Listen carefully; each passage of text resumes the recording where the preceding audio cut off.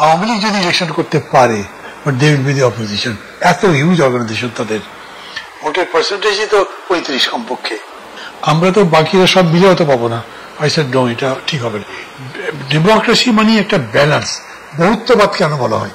মতের বহুত্ববাদ, তো প্রকাশের বহুত্ববাদ, সেটা করবে।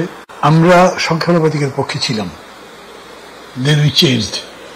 যখন প্রফেসর ইউনূস বললেন যে ইনক্লুসিভ ইলেকশন হবে, তার মানে আওয়ামী লীগ করবে।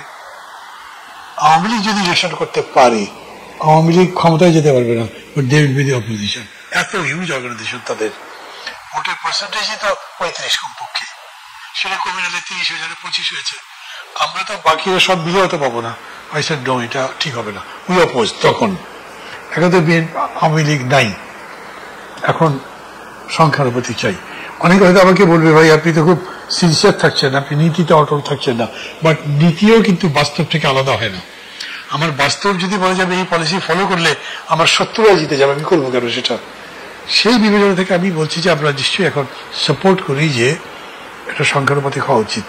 হলে পরে মানে এই যে এক পার্টি দাপট থাকে না, কমে যাবে। অলরেডি বিএনপির পক্ষ থেকে বলা হচ্ছে যে তারা 2/3 জিতবে। Why do you want 2/3? 2/3 এর রেজাল্ট বাংলাদেশে ফ্যাসিজম শেষ পর্যন্ত।